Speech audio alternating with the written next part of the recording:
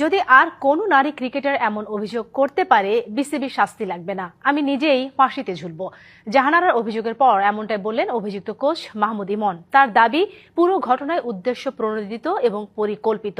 উল্টো জাহানারার খারাপ সময়ে সবসময় পাশে থাকার কথা জানিয়েছেন তিনি।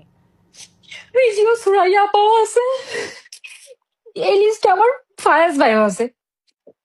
জাহানারার এই গুরুতর হেনস্থার অভিযোগ এখন টক অফ দ্য টাউন। শুধু দেশেই নয়, আন্তর্জাতিক গণমাধ্যমেও উঠে এসেছে জাহানারা আলমের অভিযোগ। এই পেসারের পাশে দাঁড়িয়েছেন ক্রীড়া উপদেষ্টা তামিম মাশরাফি সহ কিছু নারী ক্রিকেটারও। সুষ্ঠু তদন্তের দাবি সবার।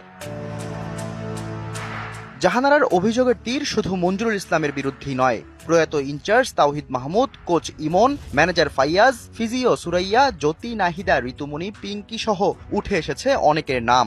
যদিও নারী দলের সাবেক কোচ ইমনের দাবি, আর কেউ এমন অভিযোগ করতে পারলে নিজেই ফাঁসির দড়িতে ঝুলবেন তিনি।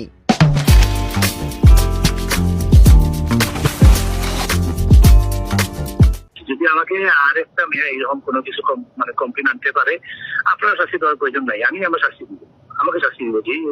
যদি আমাকে যদি ফাঁসি দিতে হয়, আমি নিজে ফাঁসি দিব। ক্রীড়া সাংবাদিক রিয়াসাদ আজিমকে দেয়া সাক্ষাৎকার দেখে বিস্মিত মাহমুদ ইমন নিজেই। তিনি বলছেন, সবসময় তো জাহানারার পাশেই ছিলাম। আমি তো বলছি যে আমার সাথে যে আচরণটা হচ্ছে, এজ এ ন্যাশনাল প্লেয়ার হিসাবে ওর সাথে ওই আচরণটা হচ্ছে না। এবং সিদ্ধান্ত তো বোর্ডই নেই, আমি তো সিদ্ধান্ত নিতে পারবো না, আমি তো কোনো কিছু করতে পারবো না। কি কারণ টিম থেকে বাদ দেওয়ার কারণে নাকি মঞ্জুরের নামে যে রিলেগেশনটা আছে, আমি এই জিনিসটা তো ক্লিয়ার না আমার কাছে। জাহানারার গুরুতর এই অভিযোগের সুষ্ঠু তদন্তের অপেক্ষায় আছে বাংলাদেশের সবাই। বিসিবি গঠন করেছে তদন্ত কমিটিও। তবে প্রশ্ন থেকে যায়, বিপিএল ফিক্সিং বা অন্য অনেক ঘটনার মতো এই ইস্যু কি শুধু ফাইলেই আটকে থাকবে? Shahriar Hossain, DBC news, Dhaka.